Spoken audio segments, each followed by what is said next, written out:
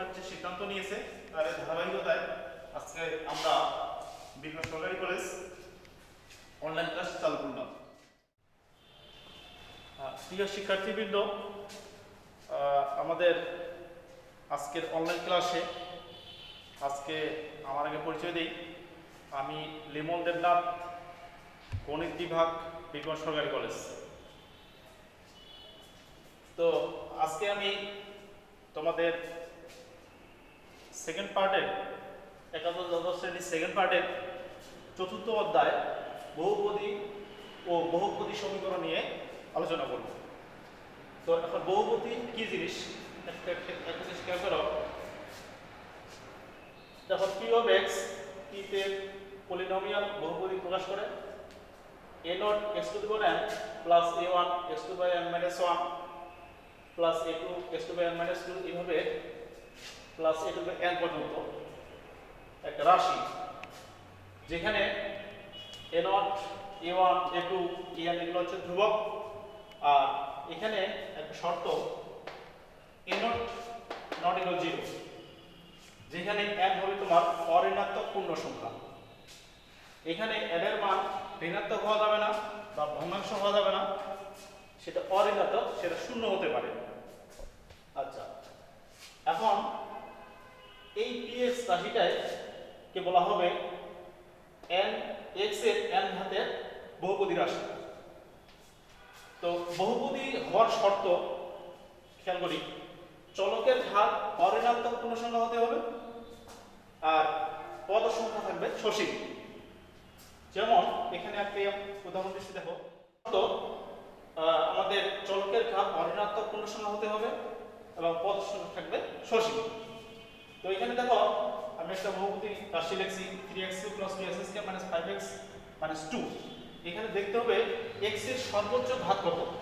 x এর সর্বোচ্চ ঘাত যেটা, সেটাই তত ঘাতের বহুপদী।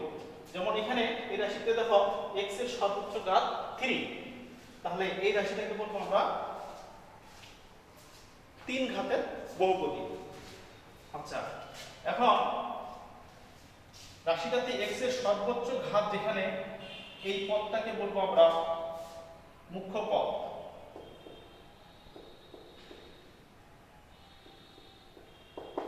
আর মুখ্য পদের যে সহগ, অর্থাৎ x এর যে x কিউবের যে সহগটা থাকবে, অর্থাৎ সর্বোচ্চ ঘাত x এর সর্বোচ্চ ঘাতের যে সহগটা থাকবে, এটাকে বলবো মুখ্য সহগ। মুখ্য সহগ। এখানে আরেকটা রাশি দেখো 2x³ - 3x² + 2 1/x + 5। এটাকে কি বহুপদী বলা যাবে? এটাকে বহুপদী বলা যাবে না। কারণ কি, এখানে দেখো 2 1/x অর্থাৎ 2x to the -1, এখানে পাওয়ারটা কি আসলো? ঋণাত্মক আসলো। তাহলে এই ধরনের রাশিকে আমরা বহুপদী বলতে পারি না। তাহলে এখানে একটা জিনিস ক্লিয়ার হও যে আমরা সব রাশিকেই বহুপদী, সব রাশি বহুপদী নয়, কিন্তু সব বহুপদী রাশি x এর এক ঘাতের বহুপদীর আদর্শ আকার p1x যদি দেই ax1 + b, এখানে a নট, এটা হচ্ছে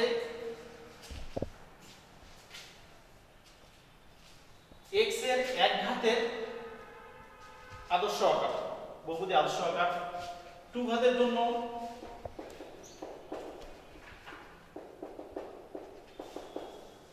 যেখানে নট ইকুয়াল 0, এটা x এর দ্বিঘাতের বহুপদী আদর্শ আকার।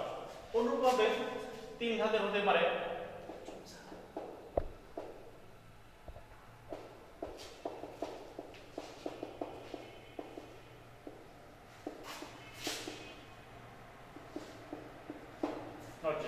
আচ্ছা, বহুপদী গেল। এখন আসো বহুপদী সমীকরণ। বহুপদী সমীকরণটা কি?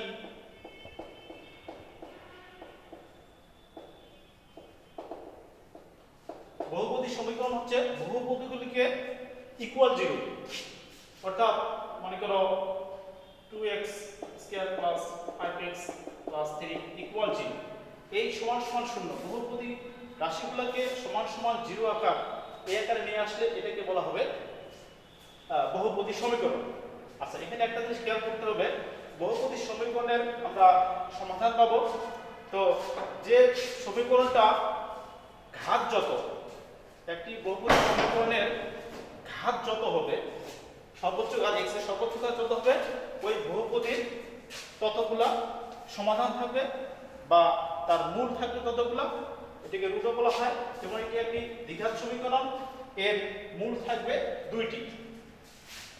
তিন ঘাত সমীকরণ অনুসারে তিন ঘাত সমীকরণের মূল থাকবে তিনটি, চতুর্ঘাত সমীকরণের মূল থাকবে চারটি। তো এখন আসো দ্বিঘাত সমীকরণের সাধারণ সমাধান বের করি।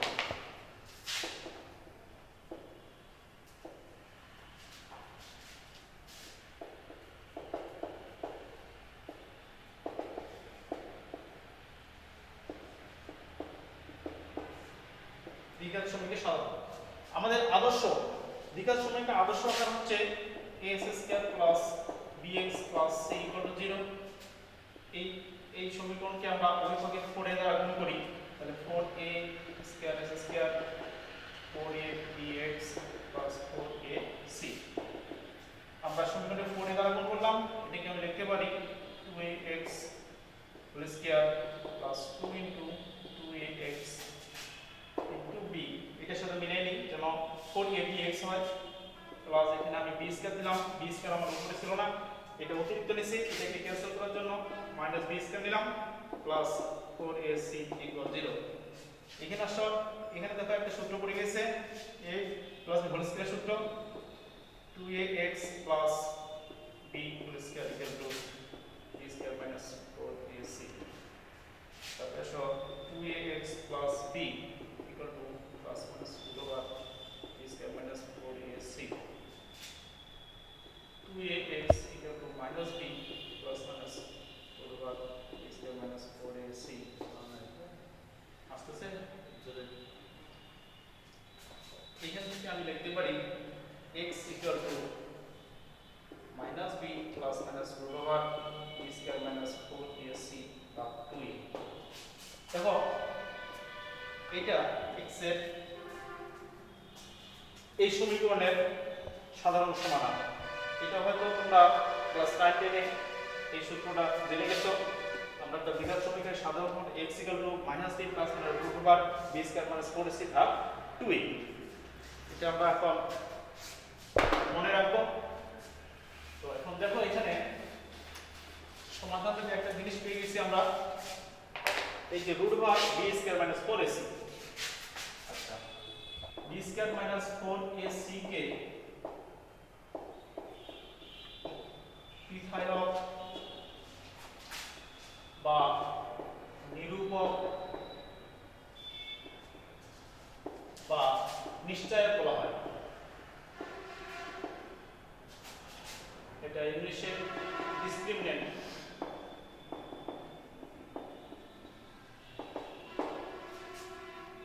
বলা হয়।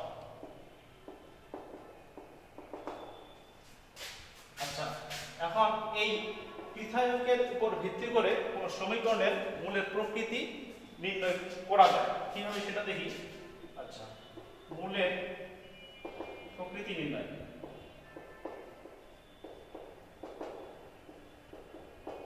মূলের প্রকৃতি নির্ণয় এক নম্বরে দেখো b² - 4ac > 0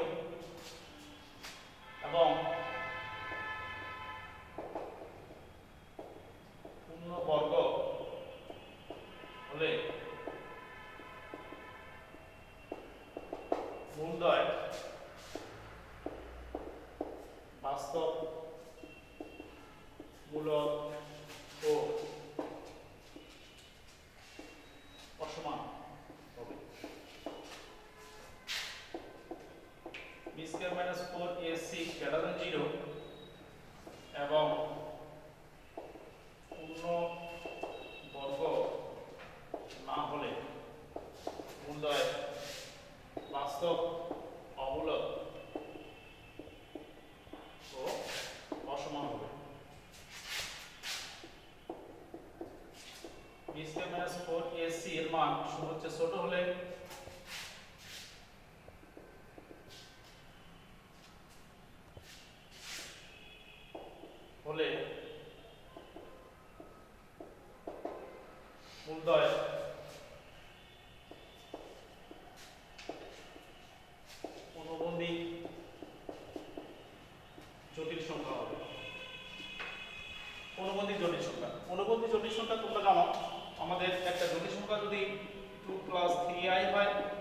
এর এর অনুভূমিক জটিল সংখ্যাটা হবে 2 - 3i কাল্পনিক অংশের চিহ্নের পরিবর্তন।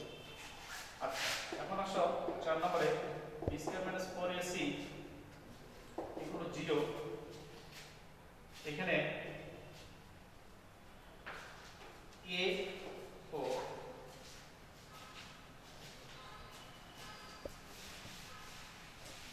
b মূলদ হলে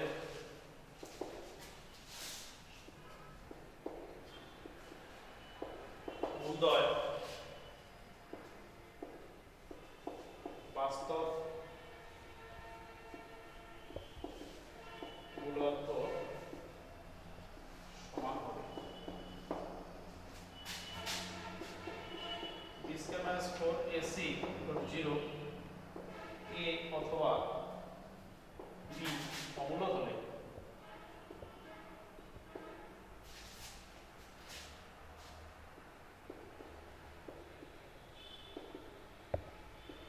উদয় বাস্তব অমূলদ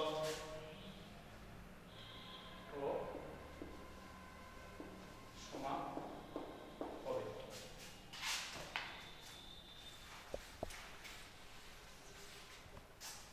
তো দেখো আমরা এগুলো একটু প্রমাণ করার চেষ্টা করি। আমি একটা দ্বিঘাত সমীকরণ নিচ্ছি s² - 5x + 6 = 0। এটা যদি আমি সমাধান করি এই দ্বিঘাত সমীকরণটাকে, তাহলে s² - 3x - 2x + 6 = 0। x common নাও, x - 3 - 2 কমন নাও, x - 3 = 0। এখানে x - 3 x - 2 = 0। x এর মান পাচ্ছি 3 আর 2।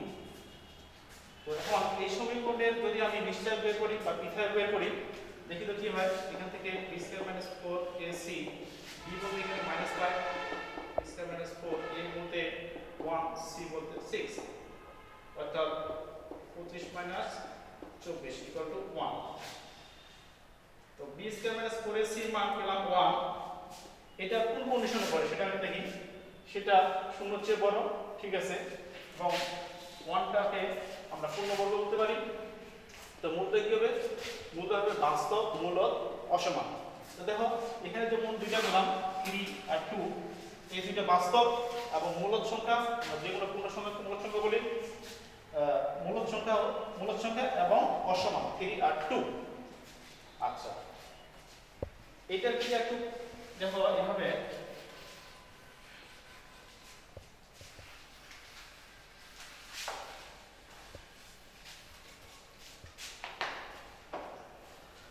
এই 5 নম্বরের ক্ষেত্রে একটু দেখো।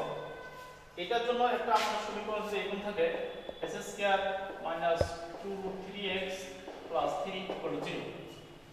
এখানে আমাদের ab b কিন্তু অমূলদ সংখ্যা, a হচ্ছে 1, b এটা, c এটা, b হচ্ছে অমূলদ সংখ্যা, এটা মধ্যে পড়ে। তো এখানে আমি যদি সমাধান করে দেখো s² - 2 3x - 2 3x + 3 = 0। এখানে x কমন নাও, x - 3 - 2 3 কমন নাও, x - 3 = 0, x - 3 x - 3 = 0, x এর মান পাচ্ছ √3। অর্থাৎ এখানে বলা হয়েছিল যে a অথবা b যদি অমূলদ হয় তাহলে মূলদ্বয় হবে বাস্তব অমূলদ ও সমান। দেখো বাস্তব অমূলদ কিন্তু সমান। এটা b² - 4c এটা যদি বের করি পৃথকটা, তাহলে পাবো আমরা b বলতে -2 3 b² - 4 a বলতে 1 c বলতে 3। তাহলে এখানে কি যাচ্ছে 4 × 3 - 4 × 3 0। তাহলে এই কন্ডিশনটার জন্য আমার এটা দিয়ে প্রমাণিত হয়। তো এবার আমরা একটা টপিকসে আসি যে দ্বিঘাত সমীকরণের মূল এবং সহগের মধ্যে সম্পর্ক। তো দেখো আমাদের আদর্শ দ্বিঘাত সমীকরণ s² + bx + c = 0। এই সমীকরণের দুইটা মূল যদি আলফা ও বিটা হয় তাহলে দেখি তো আমরা এটাকে s² + b/ax + c/a = 0 লিখতে পারি, কারণ আমরা ওই পক্ষে a দ্বারা যদি ভাগ করি তাহলে এই আকারটা আসে। আচ্ছা, সমীকরণের মূল কোনগুলোকে বলছিলাম যে সমীকরণটাকে সমাধান করে যে মানগুলো পাওয়া যায় x এর ওগুলো হচ্ছে তার মূল। তো এই সমীকরণের মূল যদি আলফা আর বিটা হয় তাহলে আমাদের রেজাল্টটা হয় এরকম x আলফার মান আর একটা x বিটার মান। এই সমীকরণ সমাধান করলে এই আকারটা আসবে। তো এখন দেখো এর উপরের লাইনটা কি ছিল x alpha x beta equal to 0। এখান থেকে আমরা এটাকে আসতে পারি। তো এটা যদি আমরা এখন ভালোভাবে গুণ করে দেই s square minus alpha x minus beta x plus alpha beta equal to 0, s square minus alpha plus beta into x plus alpha beta equal to 0। তো দেখো এই সমীকরণের মূল দেয় আলফা বিটাকে মূল ধরে আমি সমীকরণটা বের করলাম। তার মানে কি দাঁড়ালো এই সমীকরণটা আর এই সমীকরণটা অভিন্ন, মানে একই সমীকরণ বোঝাচ্ছে। আচ্ছা একই সমীকরণ যদি বোঝায় তাহলে আমরা এটা মানে এটার সাথে এই সমীকরণের যদি তুলনা করি x এর সহগগুলো তুলনা করি এখান থেকে আমি লিখতে পারি b ভাগ a equal to minus alpha plus beta. এখান থেকে লেখা যায় alpha plus beta equal to minus b ভাগ a। আবার যদি আমরা ধ্রুবক পদের সমীকৃত করি তাহলে আমি লিখতে পারি আলফা বিটার মান হবে c ভাগ a। এই যে আলফা প্লাস বিটা পেলাম মাইনাস b ভাগে, আলফা বিটা পেলাম c ভাগে, এই দুটোই হচ্ছে এই আদর্শ সমীকরণের মূল এবং সহগের মধ্যে সম্পর্ক। এবার আমরা প্রশ্ন সমাধান করার চেষ্টা করি। দেখো যদি ax square plus bx plus c সমান 0 সমীকরণের মূল হয় আলফা ও বিটা হয় তাহলে নিম্নের মূল বিশিষ্ট সমীকরণ নির্ণয় করো। এখানে এক নম্বরে আছে এই মূল, দুই নম্বরে এই মূল, তিন নম্বরে এই মূল।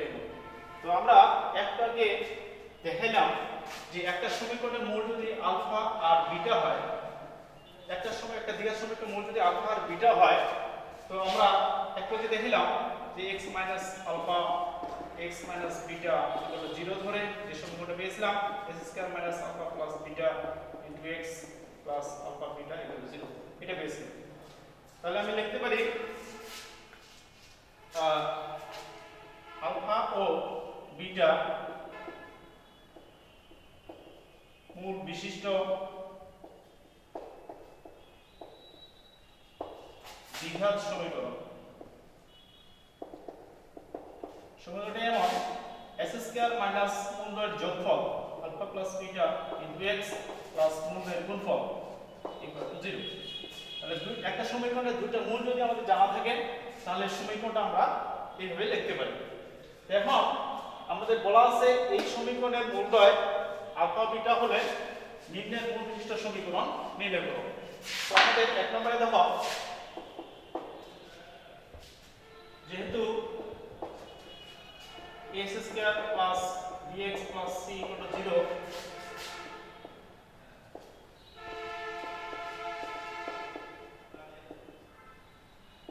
মূলদ্বয় আলফা ও বিটা, তা আমি মূল এবং সহগের মধ্যে সম্পর্ক থেকে লিখতে পারি alpha plus beta equal to minus b ভাগে এবং লিখতে পারি alpha beta equal to c ভাগে। এখন আমাদের বের করতে বলছে এটা আর এটা, এই দুটো মূল বিশিষ্ট সমীকরণ। আচ্ছা লিখি আলফা প্লাস 1 ভাগ বিটা ও বিটা প্লাস 1 ভাগ আলফা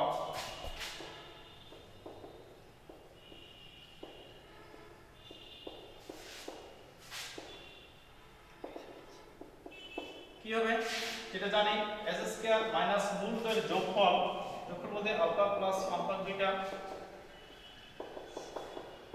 ইনটু x প্লাস মূলদ্বয়ের গুণফল আলফা প্লাস 1 ভাগ বিটা প্লাস 1 ভাগ আলফা ইকুয়াল টু 0।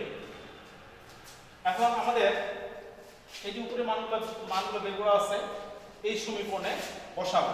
এখান থেকে একটু ক্যালকুলেশন করি s স্কয়ার মাইনাস এখানে লেখা যায় আলফা প্লাস বিটা, এই দুটো আলফা প্লাস বিটা, এখানে 1 ভাগ বিটা 1 ভাগ আলফা, এটাকে আমি লিখতে পারি লসাগু যদি করি alpha beta alpha plus beta into x plus এটা যদি আমি গুণ করে দেই এটার সাথে এটা আলফা বিটা প্লাস এটার সাথে এটা গুণ করলে হবে 1, এটার সাথে এটা গুণ করলে হবে 1, এটার সাথে এটা গুণ করলে হবে 1 বা আলফা বিটা ইকুয়াল টু 0।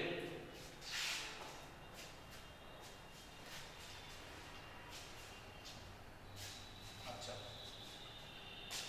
এখন আসো এখানে আমার যে উপরে মানগুলো ছিল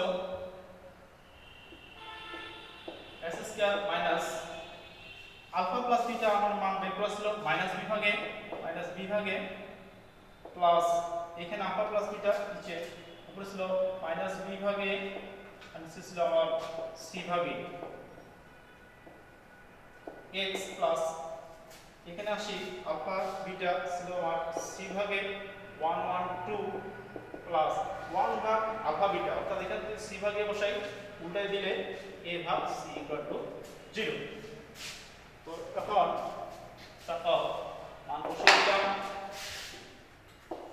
s স্কয়ার মাইনাস এখানে কি হচ্ছে দেখো মাইনাস b ভাগে মাইনাস b ভাগ c x প্লাস এখানে যদি আমি বসাও করি ac তাহলে হবে c square plus 2ac plus a square equal to 0 বা s স্কয়ার মাইনাস এখান থেকে মাইনাস বসাবই করি মাইনাস কমন নিয়ে ac তবে কি দেওয়া হচ্ছে bc minus ab minus common নিয়ে প্লাস হবে x প্লাস উপরে আমি লিখতে পারি a plus c whole square ac equal to 0। আচ্ছা, এখন ac দ্বারা যদি গুণ করে দেই তাহলে কি দাঁড়াবে ac s স্কয়ার মানে যে প্লাস এদের যে b কমন নেই c plus a into x plus a plus c whole square, এটাই হলো তার সমাধান। এই দুটো মূল বিশিষ্ট সমীকরণ। এক নম্বরটা সমাধান পেয়ে গেলাম। এখন তোমরা বাসায় চেষ্টা করবা এই 2 নাম্বার 3 নাম্বার এখানে 1 ভাগ আলফা কিউব প্লাস 1 ভাগ বিটা কিউব এই দুটো মূল বিশিষ্ট সমীকরণ নির্ণয় করবা। এগুলা বাসায় কাজ করবা।